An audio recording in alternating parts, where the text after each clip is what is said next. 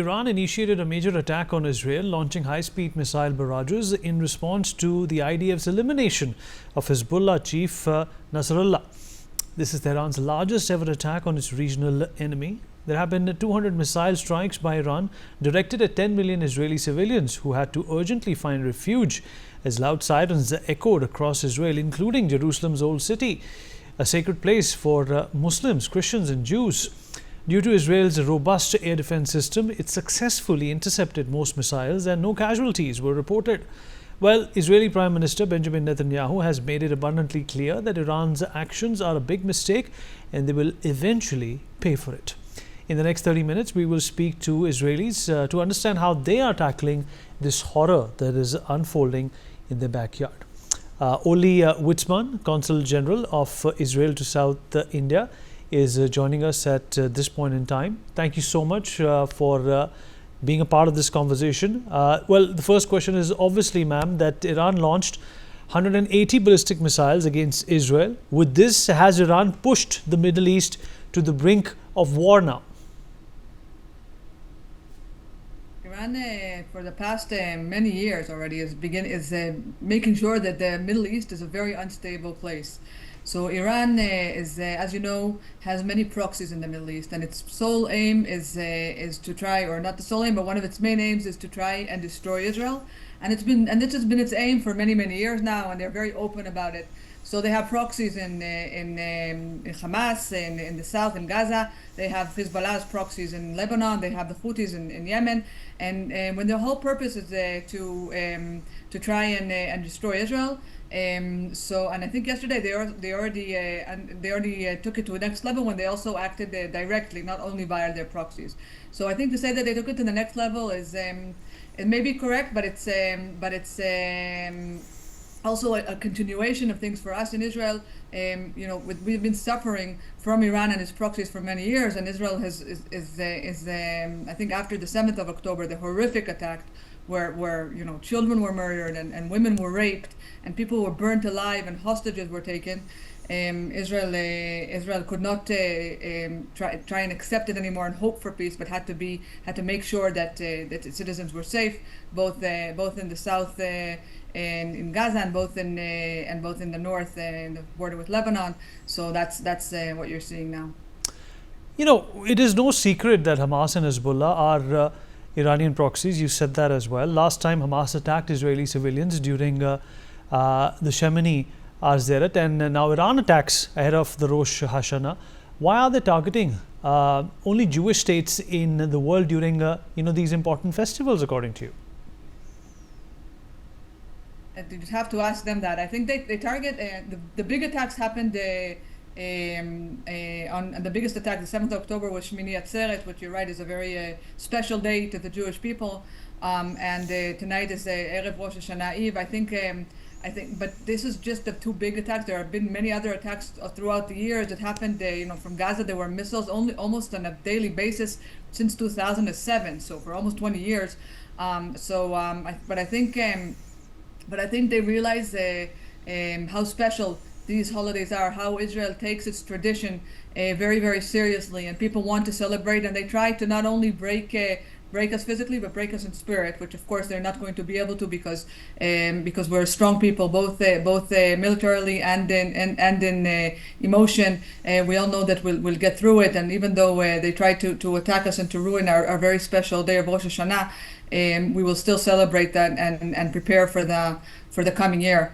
Just as an anecdote, usually in Rosh Hashanah, we tell each other to have a happy and sweet year. This year, we all send messages to have a safe and quiet year, because basically that's what Israel wants. That's what Israeli wants. We want safety and quiet in our borders, and to live peacefully, and to have our neighbors accept our existence, being willing to live with us peacefully, and to stop threatening us at every border. Now, ma'am, can we expect Israel to initiate any kind of a preemptive strike against Iran? And in this case, how do you expect the Americans to support you? Well, they already are doing that. So I think to say preemptive is a little bit too late because Iran has attacked Israel. So I don't think anything that we do now is preemptive. But Israel has to do what it can to prevent further damage to Israel and to make sure that Israel stays safe. And it will do whatever it has to do, and we'll see in the coming days what's going to happen. But anything again, any threat to Israel, to Israeli people, Israel will deal with. That's why Israel exists. Israel exists as a state for the Jewish people, a people who have suffered throughout history, pogroms and many other situations. The most horrific, of course, being the Holocaust. And Israel exists in order to make sure that Israelis, Jews, have a safe place in the world. And once that is threatened, then Israel can't let that happen. Its whole purpose is to make sure that Israelis, that Jews, live safely and have a safe place in the world. All right. Well, this is the second time within a few months that Iran has attacked Israel directly. Could this escalation lead to the involvement of other regional powers? And how is Israel, preparing to tackle this? Israel, again, whatever happens, it really depends, I think, on how. I remind you that again, if Iran was in a situation where it was willing to accept Israel to exist and stop threatening Israel's existence and publicly telling the world that it wants to destroy Israel, then diplomatic measures could happen and we could find a solution diplomatically. Unfortunately, I don't think that's going to happen with the current Islamic regime in Iran, this dictatorship in Iran, and so Israel again will have to do whatever is necessary, and hopefully allies of Israel understand the need that Israel needs to protect itself and will support Israel's right in. Well, Israel has managed to intercept most of the missiles that were fired by Iran by using the Iron Dome, David Sling and Arrow. For the benefit of our viewers, could you explain briefly how this multi-layered defense system also works? So I don't understand the physics of it myself that much, but from what I know, they're basically the three different systems are aimed to deal with three different types of missiles and the distance that they're being fired from. So unfortunately, I don't have the physics background to really explain that in depth. But I do know that it has to do with things like height and distance, and that's when each of the defense systems is used accordingly. Well, there is an outpour of solidarity and support from the world for the people in Israel. What would you like to say to your well-wishers? We appreciate very much your support, and I think it's important that people are supporting Israel, because they're not supporting only Israel. They're supporting freedom in the world. They're supporting anti-terrorism. They're giving a message to the world that terrorism is not acceptable and will not be acceptable, not in Israel or anywhere else in the world. And that's a very important message. It's heartwarming to us, especially on a night like this, on Eve of Rosh Hashanah, the eve of our new year, and hopefully it'll be a new year that's good for us and for our supporters and for all peace lovers around the world. Well, there are concerns of the larger ramifications of the escalation of this crisis. How does Israel look at balancing its own national interest and peace in the region, which is very crucial? That's something Israel takes into account when Israel has to react. It has to make sure its first priority is keeping its citizens safe. That I can say without a doubt. Israeli citizens have to be safe. And Israel does, it has all kinds of considerations when it decides how to react, and that's something that I can't and won't discuss over public media. But Israel takes everything into consideration and reacts in the way that they think will be most effective to protect Israeli citizens. All right, Orly Wietzman, appreciate you taking out the time and speaking with us. Thank you so much. All right, joining us at this point in time is also Mr. Benny Binyamin, former IDF soldier, Mr. Ephraim Inbar, president of the Jerusalem Institute for Strategy and Security, also joins us on the show. Benny Binyamin, I'll begin with you. I hope you can hear me. Yes, I can hear you. Well, thank you for taking out the time. I know it's a tense atmosphere in Israel at this point in time. There is no inclination or an inkling of a ground offensive at this point in time.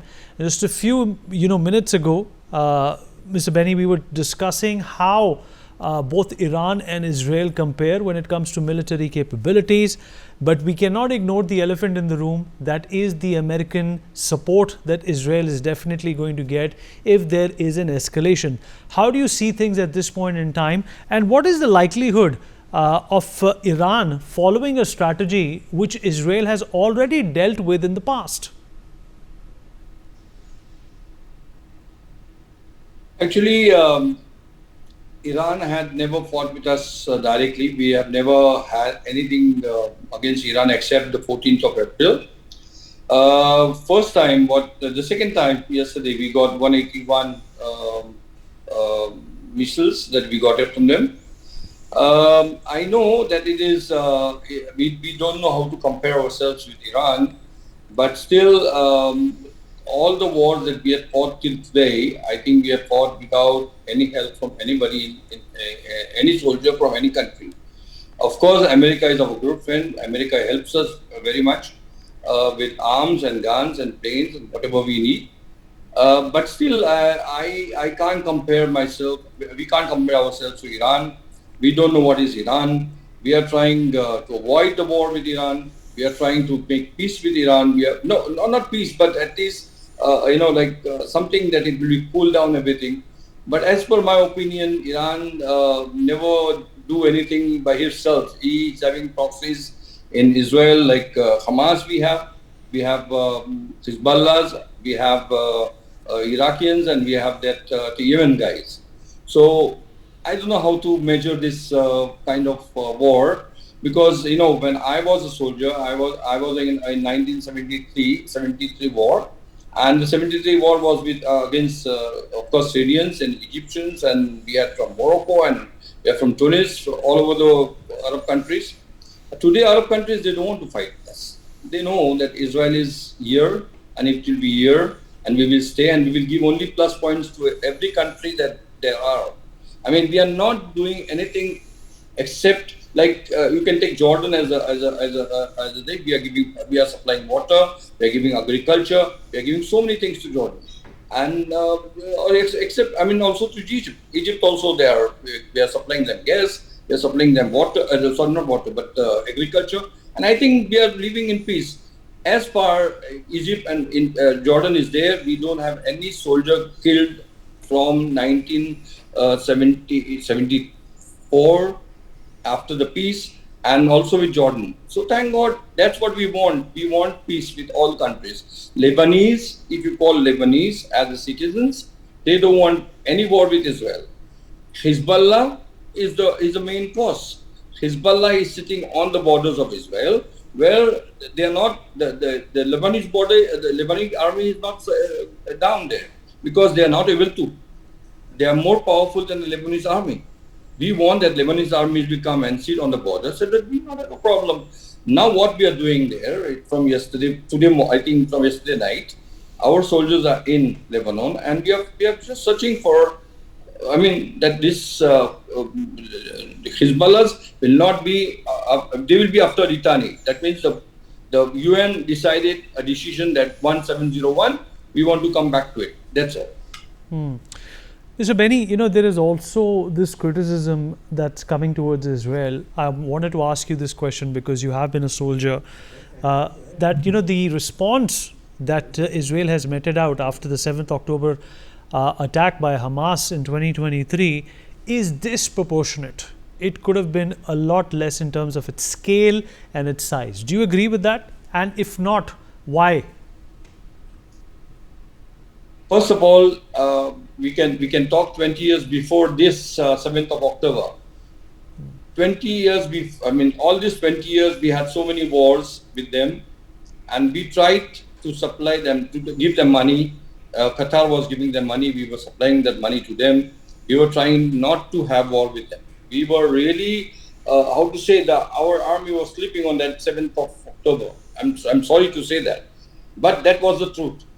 But after killing 1,400 people on that day, I think Orly, before me, Orly, our consul, she was talking to you before that. I heard some conversation, and she told very clearly, they were killed brutally. And I don't think that any excuse can be for after this that our country will fight, give Hamas one more chance. No chance. This was the last chance for Hamas, and I don't think we will sit quiet before we destroy Hamas. Yes, Palestinians, we want peace with them. Let them have peace. They were working with us. They were working with the same kibbutz where they went. They came next day and looped the kibbutz. I mean, you can't imagine these things. If your neighbor, you're giving him every day food and everything, and next day he will come to your house and he will rob your house, that is not possible. This is not rob my house. They have killed my children. They have killed my 1 year children in the toaster or whatever it is. I don't want to go back to it. But it is a very bad time. This is not forgettable. No army will forget. No country will forget this. And especially when we had the Holocaust, we don't want back our country to back in Holocaust. We don't want there. And it was there. 1,400 people one day. It is horrible. And sorry, my army was not there for us. All right. I understand your emotions. Let me also rope in Mr. Ephraim Inbar into this conversation. Ephraim Inbar, I hope you can hear me. Thank you, sir, for joining us. I hope you can hear me, sir. Well, right. So the situation is far from serious now. It's quite grim. Iran has attacked Israel. The world feels that it's beyond escalation now, and a full-scale war is going to erupt, not only between Iran and Israel, but respective allies of both these countries as well. What do you think got us to this point? I think the answer is simple. Hatred of the Jews in the state of Israel. They simply are not willing to accept a Jewish state in this area, according to their radical Islamic ideology. And this is the reason for having a war. Would you say that what happened on 7th October last year, sir, was a big catalyst towards showcasing that hatred? And Iran, by launching this attack yesterday, has only compounded the situation and confirmed what you just said, which is the collective hatred of Jews, anti-Semitism. Iran is the main source of instability in the Middle East. Iran has hegemonial dreams in this area. It ruled over these areas for centuries, the Persian Empire. And on top of that, since 1979, there is an Islamic radical regime in Tehran that wants to destroy the Jewish state, and they say it openly. There is also a strategic reason. It is only Israel that can stop them from realizing their imperial dreams. They see that the United States is retreating from the region, and it's only Israel that has the power to limit the Iranian encroachment into the Middle East. So for them, we are a religious anathema and a strategic opponent which have to get rid of. So what do you think the people of Israel feel about this escalation? Obviously, everybody wants peace. Everybody wants to thrive and live peacefully in their respective country and their backyard. What's the situation and the support on ground for Mr. Benjamin Netanyahu? A lot of people are saying that he's escalating this for personal reasons. He could go to jail. This is something that I'm quoting from what we have seen in the media. I think that most Israelis do understand that only an escalation in the war activities can end the war of attrition that Hezbollah and Iran is conducting against Israel. There is simply no other way. There were many diplomatic attempts led by the United States, by France, but they were totally inconclusive. Therefore, we have no choice. Israel has no choice but to escalate the situation in order to allow the 90,000 Israeli displaced in the north to return safely to their homes.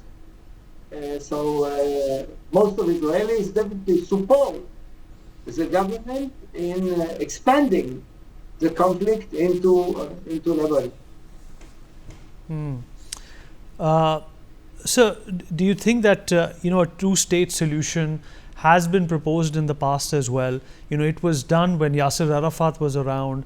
Bill Clinton had him in a room where he almost convinced him to go for the two-state solution. But he eventually did not, if memory serves me right. And that once again showcased that this is not about having a separate land. It is yet again about the intolerance towards anything which is not Islam.